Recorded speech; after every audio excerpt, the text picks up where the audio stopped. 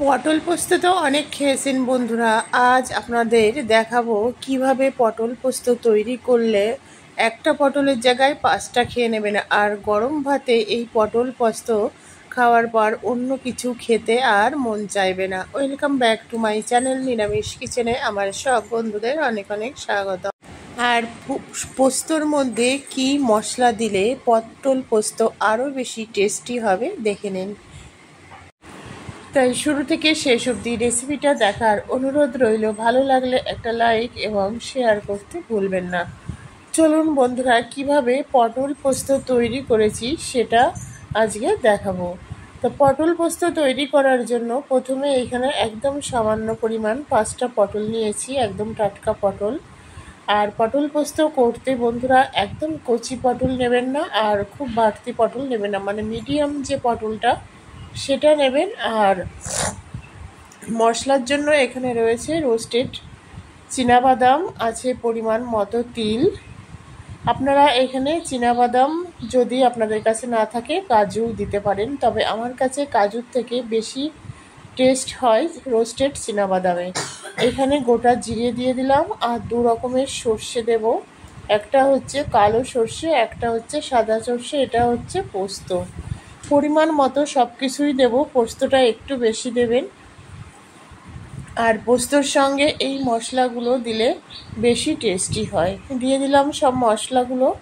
এরপর এই মশলাটা একটু জল দিয়ে আমি ভিজিয়ে দেব, সর্ষে, গোটা জিরে, পোস্ত, সাদা তিলটা যাতে একটু খানিকক্ষণ ভেজে। এইবার এর মধ্যে কাঁচা পাকা লঙ্কা দিয়েছি আর আদা। আদাটা আমি খোসাটা ছাড়িয়ে নেব। এখানে পটলের দেখুন 5টা পটলের খোসা ছাড়িয়ে নিয়েছি, আর 2 সাইডগুলো একটু কেটে নিয়েছি যাতে মশলাটা যায়। একটু নুন মাখিয়ে পটলটা ভালোভাবে নুন মাখিয়ে নেব, নুন মাখিয়ে এটা সর্ষের তেলে ভেজে নেব। আর পটল পোস্তর মধ্যে যে মশলাগুলো দিয়েছি, এই কাঁচা পাকা লঙ্কা বন্ধুরা সবগুলো দেব না, 2টো দেব। আর এই আদার টুকরোগুলো দিয়ে দেবো। আদাটা মাস্ট দেবেন, যদি আপনাদের কাছে কাঁচা আদা না থাকে আদার পাউডারও দিতে পারেন। এখানে সর্ষের তেল দিয়েই পুরো রান্নাটা হবে, তাহলে পটল পোস্তটা বেশি টেস্টি হবে।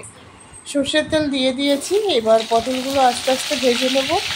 আর পটল ভাজলে তেলগুলো কিন্তু একটু কালো হয়। আপনারা পটল ভাজার সময় কখনো হলুদ ব্যবহার করবেন না, তাহলে সেই তেলটা পুড়ে একদম কালো হয়ে যাবে। সেই তেল দিয়ে অন্য কোনো রেসিপি হবে না, বা সেই রেসিপিটা হলেও ভালো টেস্ট হবে না, কালারটা চেঞ্জ হয়ে যাবে।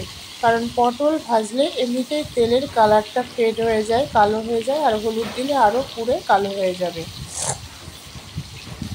যাই হোক, এখন পটলের সিজন, মানে সিজনাল তো একটা সবজি থাকে, এখন পটলের সিজন। আর এই সিজনে পটল যতটা টেস্টি লাগবে, এরপর যখন অফ সিজন হয়ে যাবে, এখন সারা বছর ভরেই সব কিছুই পাওয়া যায়, তবুও সিজনাল কিছু তো জিনিস থাকে। সিজনাল ফল বলুন বা সবজি বলুন, সব কিছুই সিজনাল থাকে। তা সেটা সেই সিজনে করলে ভালো হয়। ওই তেলের মধ্যেই দেখুন তেলটা কেমন কালো হয়ে গেছে। এই পটল ভাজা তেলের মধ্যেই গোটা সর্ষে, গোটা জিরে, কিছুটা লবঙ্গ, এলাচ, একটা কাঁচা পাকা লঙ্কা দিয়ে দিলাম ফোড়ন হিসাবে। এখানে লবঙ্গ দিতে ভুলবেন না বন্ধুরা। আমি 5-6টা লবঙ্গ, একটা এলাচ থেতো করে দিয়েছি। তাতে কী হবে, এই পটল পোস্তর ফ্লেভারটা ভালো আসবে আর খেতেও ভালো লাগবে।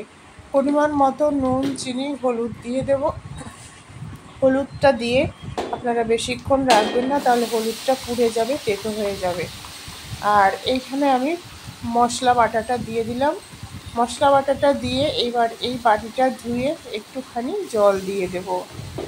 কোনো রকম সর্ষে দেওয়া হয়েছে, কোনো রকম তেতো হবে না বন্ধুরা। আপনারা এইভাবে পটল পোস্ত তৈরি করে খেয়ে দেখুন, অসাধারণ লাগে খেতে।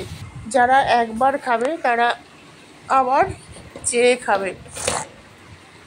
পরিমাণ মতো নুন, চিনি সমস্ত কিছুই দেওয়া হয়ে গেছে।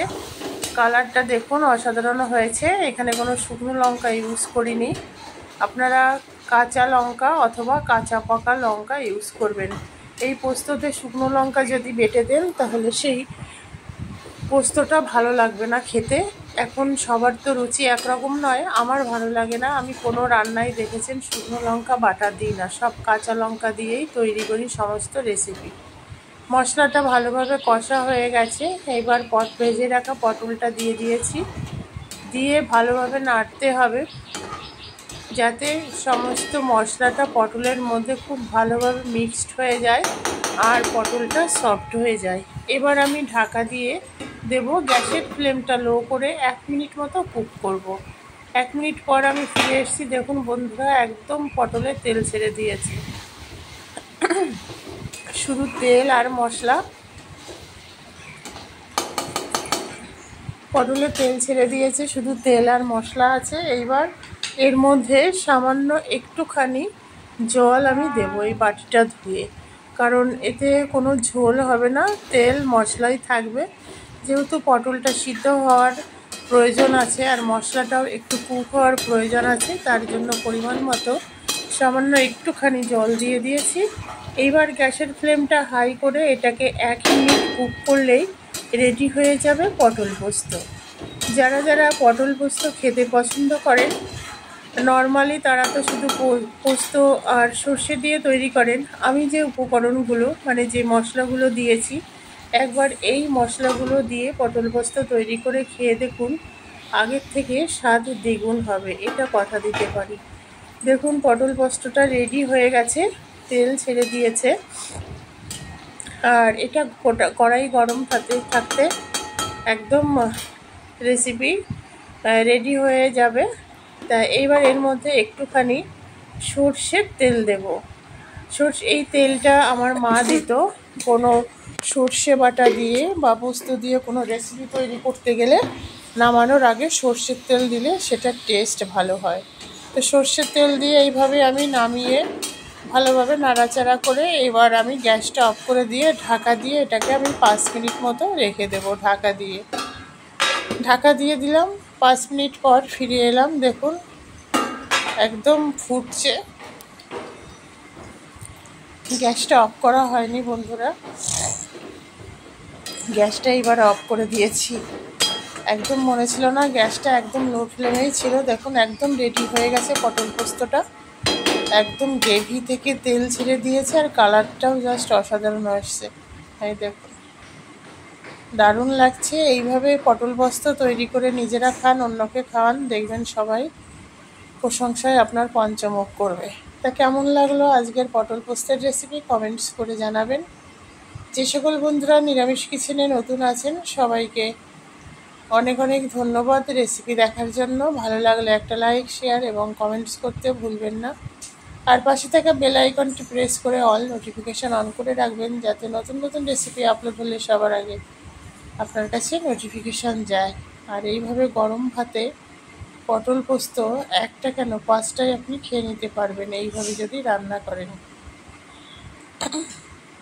তো চলুন বন্ধুরা, আবার আপনাদের সঙ্গে দেখা হবে নতুন কোনো রেসিপি নিয়ে।